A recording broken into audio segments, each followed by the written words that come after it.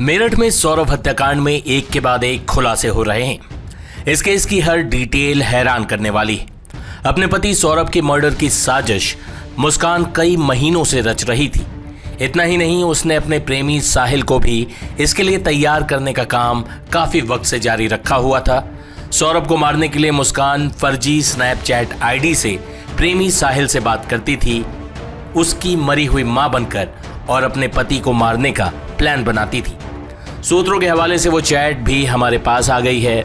इस चैट से भी जाहिर होता है कि मुस्कान ने कितनी चालाकी से अपने पति की हत्या की साजिश रची। पहले हम आपको वो चैट पढ़वाते हैं। पहली चैट में मुस्कान कहती है, साहिल की मरी हुई मां बनकर, राजा बच्चे हमें क्षमा कर दे, हम नहीं आएंगे तुझसे कुछ कहने। अब जो भी होगा हो जाएगा बच्चे, तुझे कुछ नहीं होने देगी शक्ति।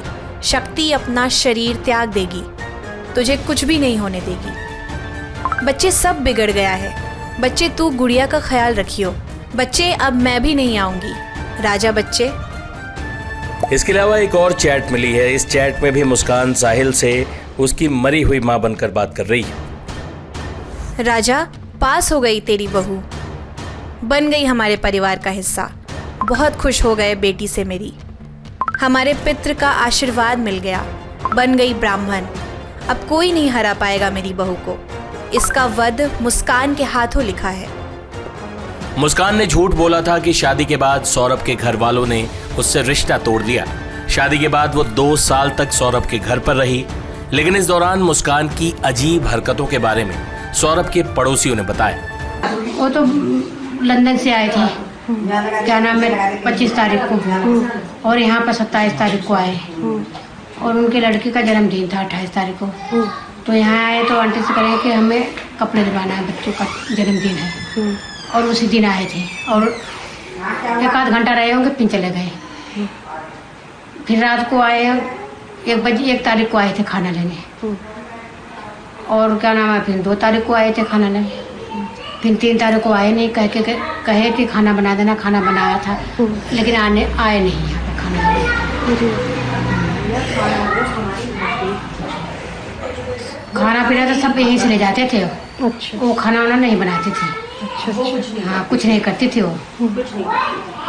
ना उसका कोई काम करती, काम धंधा जैसे कपड़े लत्ता सब कुछ नहीं, कुछ नहीं, सब कपड़े लत्ते यहीं पे धुलाते थे वो। अच्छा। हाँ, कुछ नहीं करती थी वो, बस यही है। देखो, हम तो यहाँ 16 से आए हुए हैं, 15 से आए हुए हैं, मतलब सन 15 में आए थे। जब से मुझे देखा है कि मतलब कि हमने से बेचारा ना तो इतने बातचीत करता था, ना ज़्यादा वो करता था। उसका आना जाना था बस बाहर भीतर, बस इतना ही देखते थे हम तो उसे। लेकिन जब उसकी उन्हें लव मैरिज करी तो मतलब कि बहुत तेज चिल्लाती थी, बहुत तेज रोती थी, ऐसा करती थी कि जैसे उसको कोई मार रहा हो। लेकिन ऐसा कुछ नहीं था, बस वो आपस में अपने आप बर्तन फेंकती थी, अपने आप मतलब कि बाल नोचती थी, क्योंकि हमारे तो सामने से सब दिखाई देता था, हम छत पे सोते थे। हाँ, मतलब वो ऐसा दिखाना चाह रही थी जैसे उसको कोई मार रहा हो, लेकिन ऐसा कुछ नहीं थी। रात को मतलब कि पुलिस लेके आती थी वो यहाँ से। कभी उसकी मम्मी आ रही है, गाली क्लोज कर रही थी इनकी गेट के बाहर खड़ी होकर। मतलब कि बहुत ही बदतमीज लोग थे वे। और अब उसने ऐसा कर दिया। उसे ऐसा करना नहीं चाहिए था, मतलब कि तो उसका मन भर गया था या कोई और पसंद आ गया था, उसे छोड़ देना चाहिए था।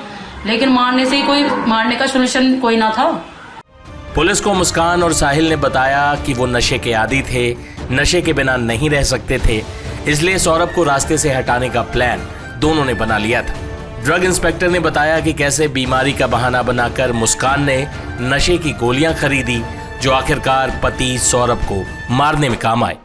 लड़के का मर्डर हुआ, उसके बाद मुस्कान जो है इसी दुकान से अपनी दवाइयाँ वगैरह लेकर जाती है। अच्छा सर, कब यहाँ से आपको पता चला दवाई लेकर गई और किस चीज़ की दवाई लेकर? देखिए, मैं इस चीज़ के साथ कोरिलेट तो नहीं करूँगा कि हाँ वो दवाइयाँ ज़रूर लेके जाती थी यहाँ पे। हम भी इसी प्रकरण में जांच के लिए आए हैं कि भाई वो आती थी यहाँ पे, क्या दवाइयाँ लेके गई हैं।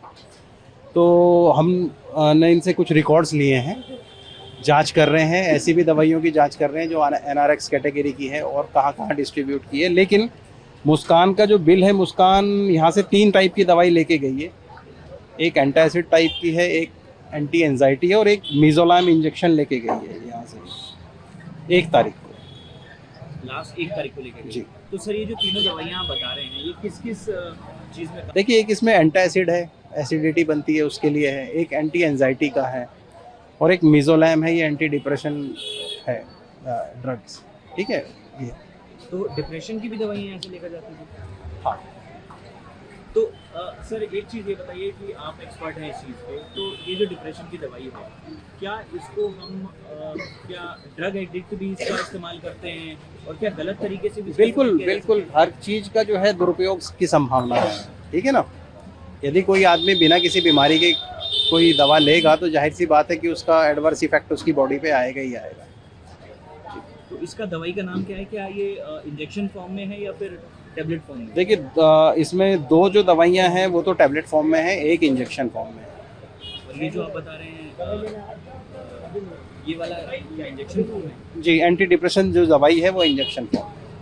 अगर इसका सर एक चीज़ और बताइए, इम्पॉर्टेंट चीज़ कि अगर इसको ज़्यादा डोज लेते जी। हैं तो किस प्रकार का इफेक्ट होता है बॉडी में? क्या रिलैक्स होती है या फिर नशा सा? देखिए ये तो मैं नहीं कहूँगा, क्योंकि मैंने ना कभी ऐसा ट्रीटमेंट किया है, मैंने कभी यूज़ किया है, ना मैंने किसी को देखा है इस तरीके से। पर जाहिर सी बात है कि हमारे ऑर्गन्स पे, चूँकि एंटी डिप्रेसेंट है तो हमारे ब्रेन के ऊपर कुछ तो इम्पैक्ट ये डालेगी। तो लास्ट 1 तारीख को लेके गई है? जी जी, तो कितने इंजेक्शन सर यहाँ से लेके गई है? एक इंजेक्शन गया है। एक इंजेक्शन? हाँ, टोटल 300 रुपये की दवाई वो यहाँ से परचेज करते हैं। 1 तारीख को? 1 तारीख से पहले भी क्या इस तरह का ये? नहीं, यहाँ से नहीं है उसका, 1 तारीख से पहले यहाँ का नहीं है।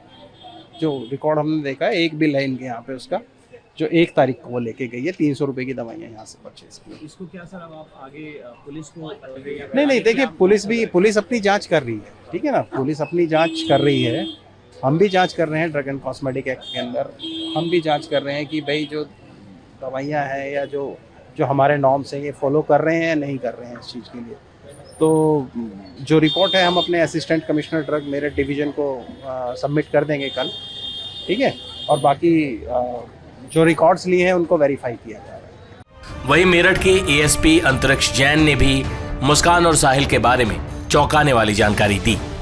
जितने भी हमारे एविडेंसेस थे उनको हमने कलेक्ट किया है। जितने भी लोग इसमें निकल कर आए हैं, जहाँ से उसने सामान खरीदा था लड़की ने, जैसे ड्रम वगैरह हो गए, उन सभी के बयान लिए गए हैं। जहाँ से जिस मेडिकल शॉप से दवाई ली है, सभी प्रकार से जितने भी लोग इसमें निकल कर आए हैं सभी हम उनके बयान करवा रहे हैं, और उनके थ्रू जो बातें हमें पता लग रही है उसको भी हम विवेचना का पार्ट बना रहे हैं। सर फिलहाल कितने अंदाजन को रिटर्न रिकॉर्ड किया गया है? लगभग 10 से 12 लोग इसमें हो चुके हैं जो इम्पोर्टेंट हैं, जिनका डायरेक्ट इससे लिंक है। अन्य भी और किए जा चुके हैं, जिसका एग्जैक्ट नंबर मैं अभी नहीं बता पाऊंगा। सीन रिक्रिएशन आफ्टर क्राइम वैसे काफ़ी इंपॉर्टेंट है कि उसको मौके पर लिया जाता है। तो सर अभी फिलहाल कब पुलिस कस्टडी की आप लोग मांग करेंगे कोर्ट से, और आगे किस तरह से चलेंगे? देखिए, जैसे ही हमारे सभी एविडेंसेस लगभग क्लोज हो जाएंगे, और जैसे ही हम एक बार हमारी टीम जो है वो हिमाचल हो आएगी, वहाँ से एविडेंसेस लेकर आ जाएगी, उसके बाद हम सीन रिकंस्ट्रक्शन भी करवाएंगे और रिमांड भी लेंगे। क्या पोस्टमार्टम की इनिशियल रिपोर्ट आई है, उसमें क्या कुछ? देखिए, पोस्टमार्टम रिपोर्ट में रीज़न बताया गया है शोक एंड हैमरेज, और साथ ही उसमें बताया गया है कि चाकू से लेफ्ट साइड पर 3 बार वार किया गया था, और गर्दन पर और हाथ की कलाई पर कटने के निशान थे, और दोनों ही जो हाथ की कलाई हैं और गर्दन है वो बॉडी से अलग थी। अब साहिल और मुस्कान जेल में, लेकिन उनका रोमांस यहाँ भी खत्म होने का नाम नहीं ले रहा। पति सौरभ की हत्या के बाद ड्रम में सीमेंट से उसकी लाश चुनवाकर मुस्कान और साहिल हिमाचल रंगरलियां मनाने चले गए थे। वहीं अब जब दोनों को जेल भेजा गया, तब भी उनकी अजीब डिमांड सुनकर जेल प्रशासन हैरान रह गया। देखिए 3 दिन पहले आए थे, आने वाले समय पे उन्होंने कहा था हमको साथ या पास वाली बैरक में रखा जाए, तो उनको बता दिया गया कि जेल में जो व्यवस्था है उसमें पुरुष और महिला बैरक का आपस में कॉन्टेक्ट ही नहीं होता, बिल्कुल पृथक होती हैं, तो दोनों को पृथक रूप से रखा गया है, नंबर 1। नंबर 2, चूँकि ये जो भी कोई भी बंदी आता है उसको हम स्वास्थ्य परीक्षण कराते हैं। स्वास्थ्य परीक्षण के तहत पाया गया कि नशे के आदी हैं, जैसा कि आप लोगों ने भी बताया नशे के आदी हैं, तो डॉक्टर से उनका स्वास्थ्य परीक्षण कराया गया। जो नशे के विड्रॉल सिम्टम्स होते हैं, कारागार में नशा किसी भी तरह से प्राप्त नहीं हो सकता, जो भी विड्रॉल सिम्टम उसकी दवाई दी जा रही है। नशा मुक्ति केंद्र के माध्यम से उनका इलाज किया जा रहा है, काउंसलिंग की जा रही है, योग मेडिटेशन ध्यान में उनको हम लोग लगा रहे हैं। हमारा प्रयास ये है कि आम बंदी उनसे दूर रहें, बार बार उनके केस के बारे में न पूछें। कल जो मुस्कान महिला बंदी है उसने मुझसे मिलने की इच्छा जाहिर की थी, तो मैंने उसको बुलाया, तो उसने कहा कि मेरे घर वाले मुझसे नाराज़ हैं, मुझसे केस मेरा नहीं लड़ेंगे, मेरा केस वो नहीं लड़ेंगे, अतः मुझे एक सरकारी वकील दिलाया जाए। इसी के तहत एक प्रार्थना पत्र लेकर के हम लोग माननीय न्यायालय को भेज रहे हैं, क्योंकि बंदी का ये अधिकार होता है। यदि कोई बंदी कारागार में निरुद्ध है और उसके पास निजी अधिवक्ता नहीं है तो हम उसे सरकारी वकील दिलवाते हैं। इसके तहत हम कार्रवाई कर रहे हैं।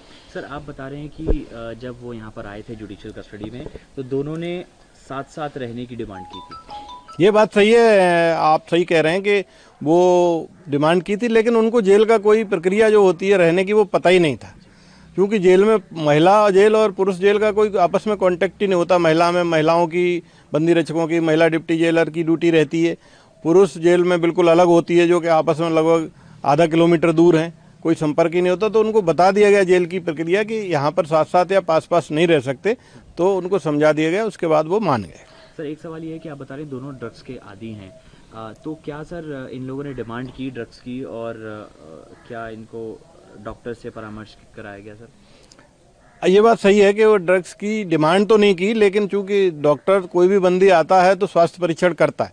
डॉक्टर हमें बताता है कि ये बंदी नशे का है, तो उसको एक तो नशा मुक्ति केंद्र में उपचार कराया जाता है। दूसरा, जो विड्रॉल सिम्टम आते हैं काफ़ी दिनों से, यदि बंदी नशा ले रहे होते हैं, काफ़ी बंदी इस तरह के आते हैं, तो उनका हम जो विड्रॉल सिम्टम रोकने के लिए उपचार है, दवाइयाँ हैं, वो भी दी जाती है। तो उनको दवाइयाँ दी जा रही हैं।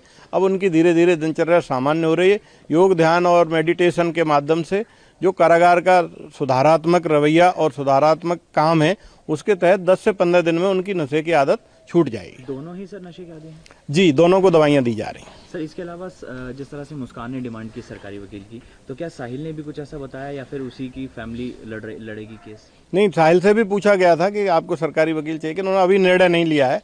उसका कहना है शायद मेरे घर वाले लड़ेंगे या नहीं लड़ेंगे तब मैं बताऊंगा। लेकिन मुस्कान ने अपनी तरफ से ये डिमांड की है कि हमें सरकारी वकील दिया जाए, क्योंकि मेरे घर वाले मेरा केस नहीं लड़ेंगे। सर एक इम्पॉर्टेंट सवाल ये है कि ये केस जो है काफ़ी ज़्यादा हाई प्रोफाइल हो गया, इंटरनेशनल लेवल पे इसकी खबरें चल रही हैं।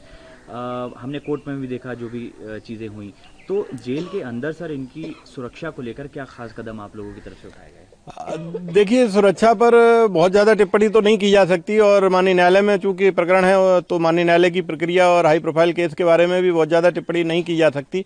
मैं सिर्फ इतना कहना चाहूँगा कि हम CCTVs के माध्यम से, महिला बंदी रक्षक और पुरुष बंदी रक्षकों के माध्यम से, महिला डिप्टी जेलर और पुरुष डिप्टी जेलर के माध्यम से, दोनों जेलरों के माध्यम से, और मैं स्वयं सुरक्षा का पूर्ण ध्यान रख रहे हैं। तो सुरक्षा के ऊपर पूरी निगरानी रखे हुए हैं। प्रयास ये किया जा रहा है कि आम बंदियों से अभी ये थोड़ा सा अलग रहें, बार बार बंदी इस तरह की बातें न पूछें और बार बार उनको केस के बारे में और ये सब याद न दिलाएं, ताकि डिप्रेशन और फ्रस्ट्रेशन लेवल कम रहे। क्या अलग अलग सर सेल में रखा गया है, मतलब सिंगल ही है या फिर इनकी नहीं, अन्य बंदियों के साथ ही रखा गया, लेकिन थोड़ा सा पृथक और बातचीत कम करने के लिए निर्देश दिए गए हैं, ताकि बार बार इसी विषय पर चर्चा ना हो। मुस्कान और साहिल का बस चलता तो सौरभ को वो महीनों पहले ही ठिकाने लगा चुके होते। सौरभ की हत्या की कई कोशिशें नाकाम हुई, लेकिन जब दुश्मन घर पर ही मौजूद हो तो कोई कब तक बच सकेगा।